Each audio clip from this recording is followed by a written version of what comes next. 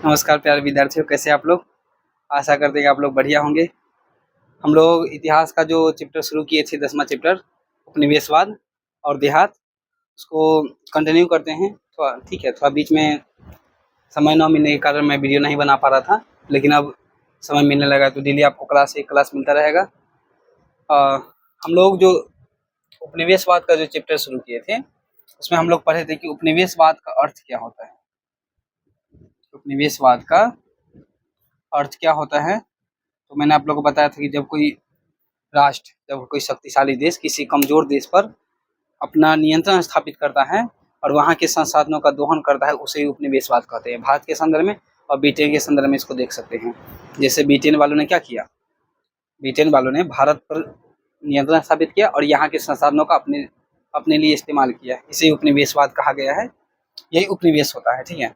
उसके बाद हम लोग पढ़े थे कि उपनिवेश जो स्थापित होता है या स्थापित हुआ भारत में, या भारत उपनिवेश बना, वो क्यों बना, ठीक है, हम लोग यही पढ़े थे। तो बहुत सारे कारण हैं, जैसे कच्चे माल की प्राप्ति करना, या फिर बेचने के लिए बाजार की उपलब्ध बाजार, जैसे बाजार उनको चाहिए, या फिर भारत भारत के पास है ना समृद्धि की लालसा।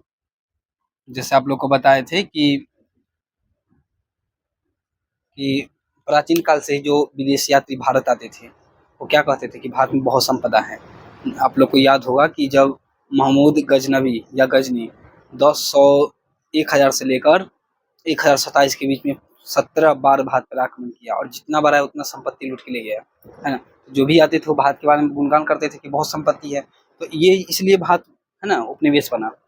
अब हम लोग पढ़े थे इसमें आगे कि इस उपनिवेश जो बना उसका ग्रामीण समाज पर क्या प्रभाव पड़ा।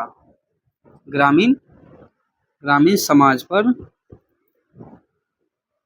प्रभाव, है ना। तो आप लोग को बताया गया था कि इससे क्या हुआ, भारत पर नकारात्मक प्रभाव पड़ा। क्या क्या नकारात्मक प्रभाव पड़ा, आप लोग को याद होगा कि नकारात्मक प्रभाव में जैसे जो औद्योगिक मजदूर बोल सकते हैं, या कामगार, कारीगर, है ना, उनका रोजी रोटी चला गया, ठीक है। किसान पर राजस्व की ज़्यादा ना, राजस्व का जो लगान की नीति था वो अत्यधिक कठोर था, जिससे किसान है ना अकाल के दौरान बहुत ज़्यादा मारे मारे जाने लगे, ऋण के चंगुल में फंसे, वो अपना ज़मीन खो बैठे, है ना। जब भी अकाल पड़ता तो लाखों की संख्या में किसान मारे जाते।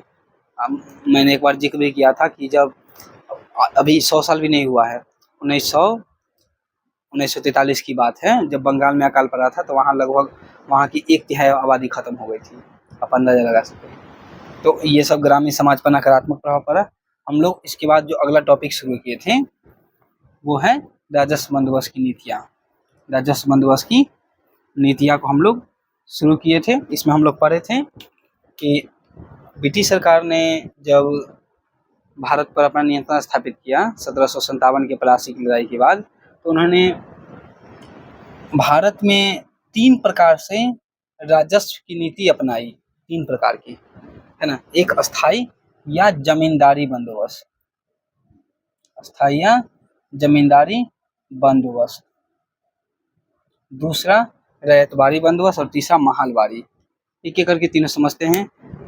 आज शाम को ही इसका आपको जो भी इसका जो नोट्स होगा वो आपको इस टेलीग्राम चैनल पर मिलने लगेगा। डेली आपका क्लास है ना जाएगा अब यहाँ से, ठीक है। तो आप इसको ध्यान में रखिएगा। अस्थाई बंदोबस्त में हम लोग बात किए थे कि अस्थाई बंदोबस्त क्यों लागू हुआ था, है ना, इसके पीछे कारण क्या था, क्यों लागू किया गया या कारण। तो आप लोग को बताया गया था कि ब्रिटिश सरकार को एक निश्चित आय की प्राप्ति हो, इसलिए अस्थाई को लागू किया। यानी बार बार हम बार बार नियम बदले या फिर राजस्व का नीति अलग अलग अपनाए, एक ही बार में हम किसानों से जाकर समझौता कर लेते हैं कि हम इतना आपसे पैसा अब लेंगे ही लेंगे, अस्थाई हो गया, ठीक है। उसके बाद हम लोग पढ़े थे कि ये लागू हुआ, इसकी क्या विशेषताएं थी। तो इसकी विशेषताएं थी कि इसमें जमीन का मालिक जमींदार को बनाया गया, जमींदार को बनाया गया जमीन का मालिक, है। कैसे?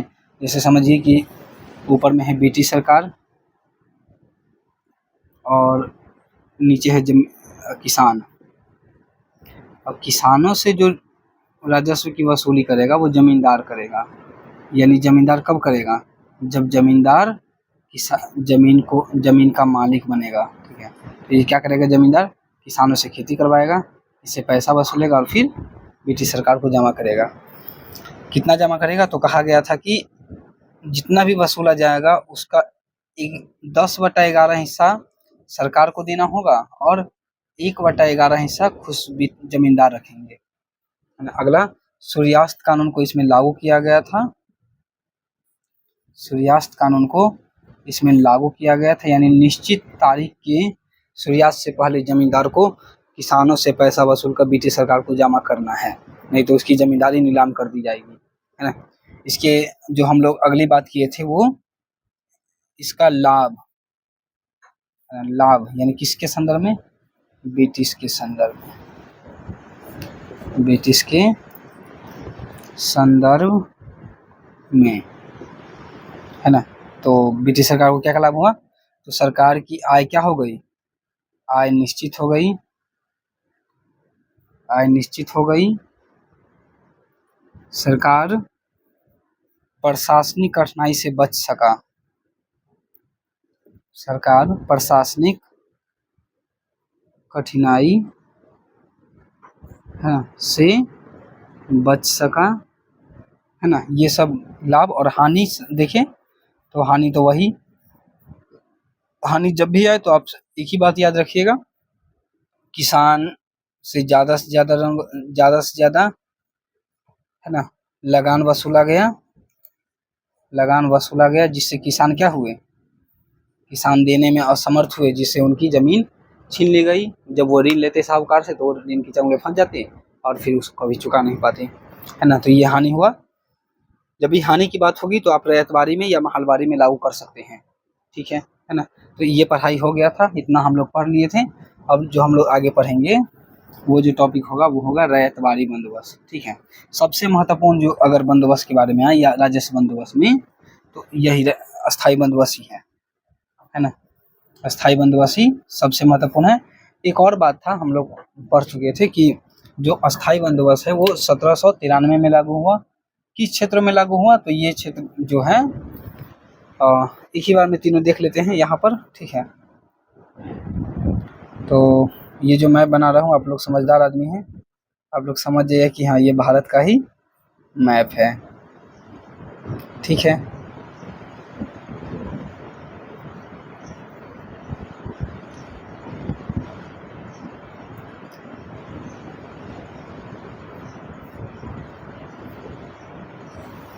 आप लोग समझ जाइएगा कि ये भारत का ही मैप है, क्योंकि आप लोग समझदार आदमी हैं, ठीक। अस्थायी बंदोबस्त को लागू किया गया था इस वाले क्षेत्रों में, यानी बंगाल, बिहार और उड़ीसा के क्षेत्रों में, ठीक है। बंगाल, बिहार और उड़ीसा के क्षेत्रों में अस्थायी बंदोबस्त लागू किया गया था।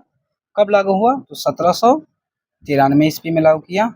किसने? उस समय भारत के गवर्नर जनरल कौन थे? उस समय भारत के गवर्नर जनरल थे लॉर्ड कॉर्नवालिस। एक क्लास हम लोग पढ़ेंगे जिसमें सारे के सारे जितने भी गवर्नर जनरल है या वायसराय है सबका एक बार कार्य देखिए, क्योंकि ये यहाँ के साथ साथ आने वाला कंपटीशन एग्जाम में भी आपको काम देने वाला है, ठीक है। तो ये अस्थायी बंदोबस्त का जो इम्पोर्टेंट पॉइंट है वो था। रैयतवारी के बारे में देख लेते हैं, ठीक है। रैयतवारी, रैयत का यहाँ पर अर्थ होता है किसान से। किससे?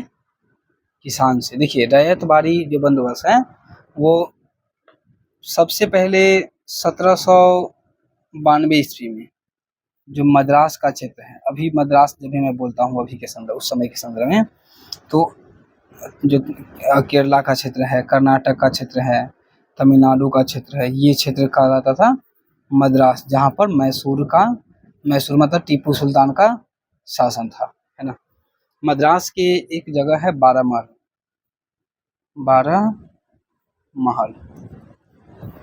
महल क्षेत्रों में क्या किया गया था? प्रयोग के तौर पर देखा गया था कि प्रयोग कर के क्या ये रैयतबाड़ी सफल होगा कि नहीं होगा। अच्छा, ये रैयतबाड़ी जो अर्थ है वो किससे समझौता होगा? तो रैयतबाड़ी का मतलब यहाँ पर होगा ब्रिटिश सरकार और किसान के बीच सीधा संबंध, यानी किसान से ही पैसा वसूला जाएगा। इसमें हम लोग क्या देखे थे कि बीच में एक जमींदार था, यानी ब्रिटिश सरकार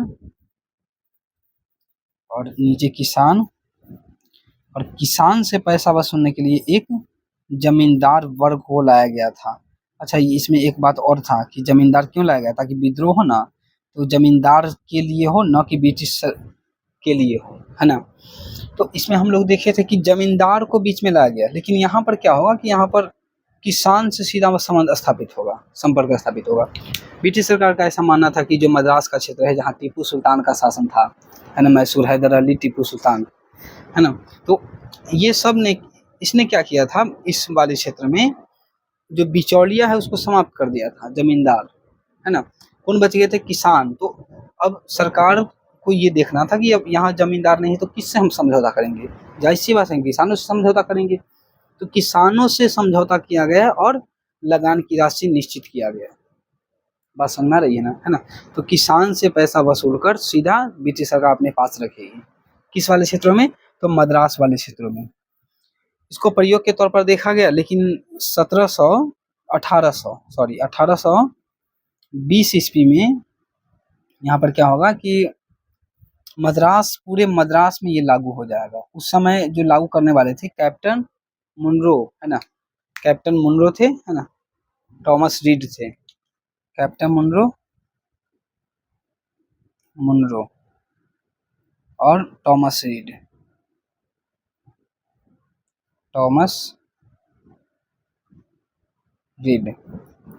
इन्होंने क्या किया कि पूरे मद्रास में इसको लागू किया। बात समझ में आ रही है ना, है ना। तो तथ्यात्मक रूप से अगर देखें तो आपसे सवाल क्या बनेगा? ऑब्जेक्टिव में सवाल बनेगा कि रैयत का अर्थ क्या होता है? तो रैयत का अर्थ होता है किसान। सबसे पहले कब इसको प्रयोग के तौर पर देखा गया? 1792 में। कहा? 12 महर क्षेत्र में। किसके इसके बीच समझौता था? सीधा ब्रिटिश सरकार और किसान के बीच समझौता था।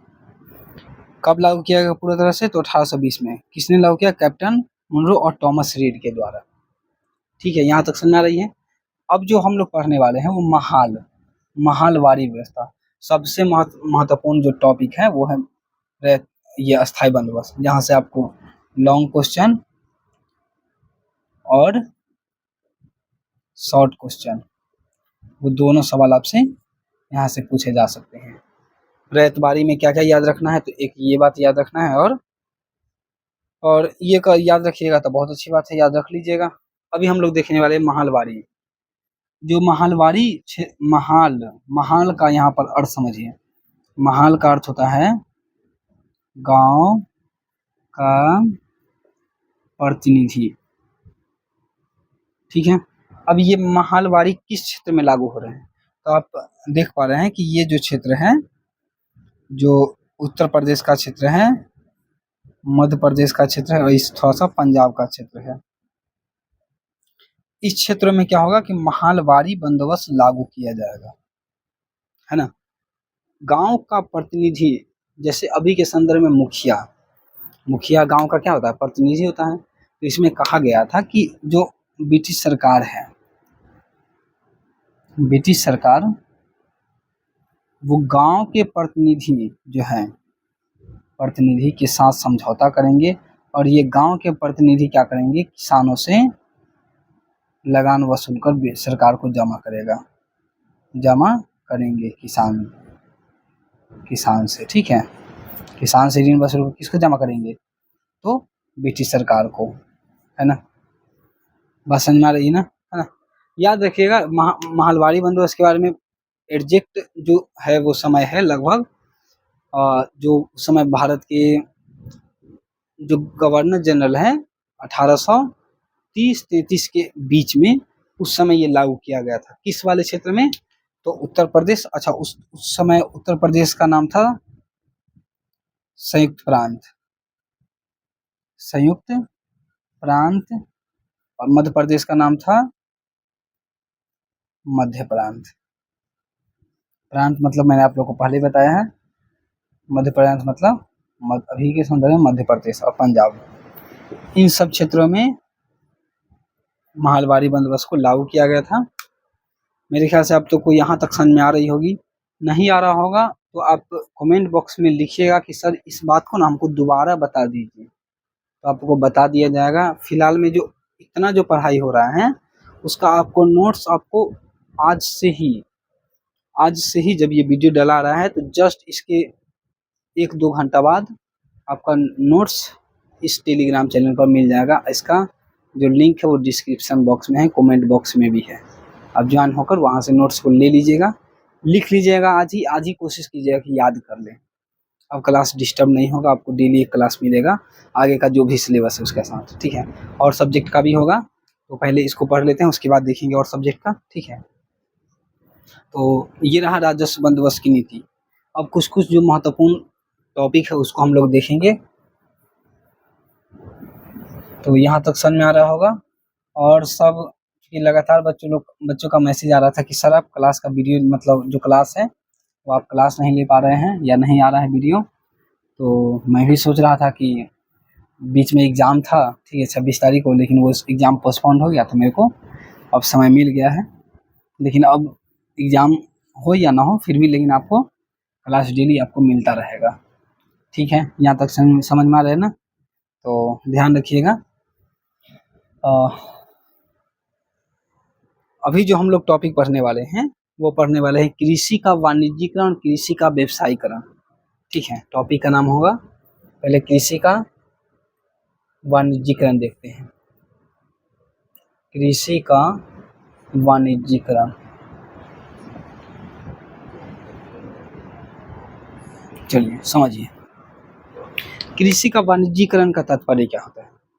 कृषि का वाणिज्यीकरण का तात्पर्य यही होता है। पहले इसको हम भारत के संदर्भ में देखते हैं। आपको पता है कि भारत में अधिकांश जो पहले से भी और प्राचीन काल से भी अभी भी भारत में अधिकांश लोग जो है कि खेती किसानी का काम करते हैं, किसान हैं।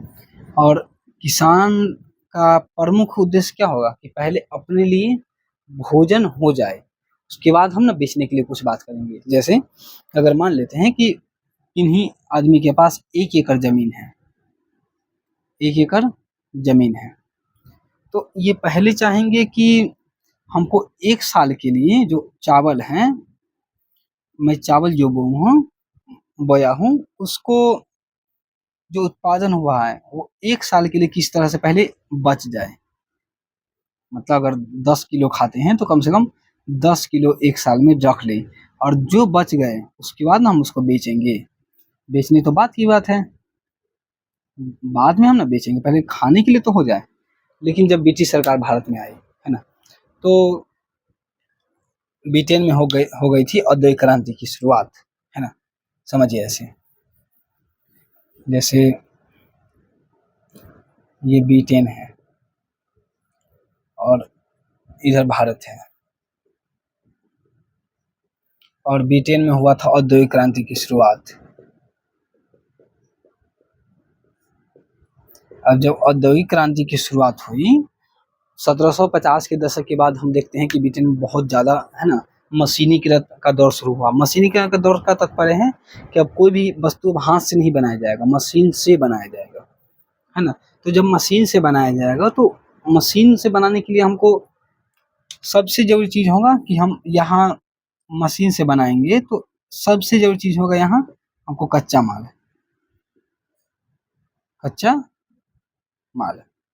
जैसे अगर हम सूती कपड़ा बना रहे हैं, सूती वस्त्र, तो इसके लिए क्या चाहिए, कपास चाहिए, है ना। तो कपास बच्चे टाइप का ये देश है, मतलब बच्चा टाइप का भी हमारा एक बिहार का एक छोटा सा जिला ले लेंगे तो भी इतना बड़ा हो जाएगा, इतना बच्चा टाइप का देश है ये। तो इतना बड़ी मात्रा में कपास कहाँ से आएगा। तो जब बहुत सारे देशों पर ये अपना उपनिवेश बनाए हुए थे, तो उन सब देशों पे ही, क्योंकि जब शुरू में जाते थे तो ये यहाँ से क्या करते थे, व्यापार के लिए गए थे। लेकिन जब भारत को अपना उपनिवेश बना लिए, कब्जा कर लिए, तब ये क्या चाहेंगे कि किसी तरह से अब यहीं से हमको ना कच्चा माल यहाँ मिल जाए, हम उपनिवेश में ही हम क्या करें, इसको, इस कच्चा माल को उत्पादन करने का प्रोत्साहन करें, है ना। यही है कृषि का वाणिज्यीकरण। यानी अब जो कृषि का वाणिज्यीकरण है, वो अब कृषि का वाणिज्यीकरण जो है वो क्या करना कि मशीन के लिए या मशीनों के लिए या कच्चा माल के लिए, कच्चा माल के लिए क्या करना, खेती करवाना या खेत उत्पादन को प्रोत्साहन करना, उत्पादन को प्रोत्साहन करना, प्रोत्साहन करना। अब ये जो उत्पादन को प्रोत्साहन करने का बात है, अब किसान जो पहले चावल उगाते थे, अब ये ब्रिटिश सरकार कह रहे हैं कि अब चावल नहीं उगाना है आपको, अब क्या उगाना है, तो आपको उगाना है कपास, नील, अफीम, है ना, चाय, इन सब का आपको उत्पादन करना है। यानी ये जो नगदी फसल है, आप लोग पढ़े हैं, नगदी फसल क्या होता है कि हम नगदी फसल खाने के लिए नहीं, बेचने के उद्देश्य से उपजाते हैं, है ना। तो ब्रिटिश सरकार ने क्या किया कि अब चावल को आपको उत्पादन नहीं करना है, अब आपको नगदी फसल का उत्पादन करना है। नगदी फसल का उत्पादन क्यों करना है, क्योंकि मेरे अपने देश में इसकी जरूरत है। ये बताएंगे कि नहीं, बताएंगे कि हम आपको ज़्यादा से ज़्यादा पैसा देंगे, आप उत्पादन कीजिए।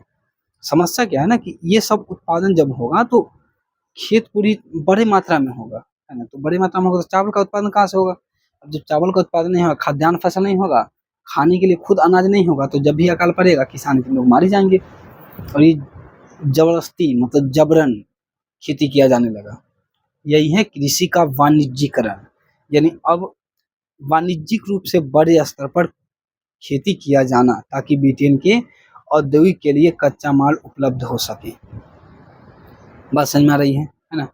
तो कृषि का वाणिज्यीकरण आपसे 2 नंबर में सवाल पूछा जाता है, कृषि का वाणिज्यीकरण क्या है, तो आप क्या लिखिएगा, कृषि का वाणिज्यीकरण का तात्पर्य हुआ कि खाद्यान्न फसल के स्थान पर कच्चे नगदी फसल का उत्पादन करना, उत्पादन किया जाना, ताकि उद्योग के लिए इसकी जरूरत को पूरा किया जा सके।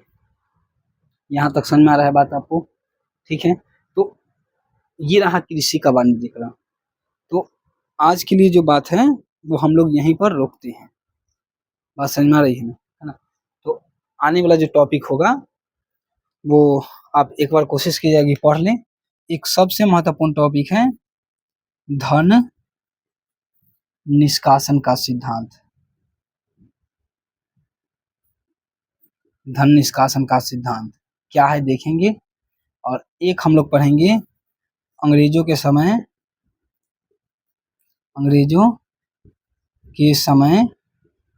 अकाल।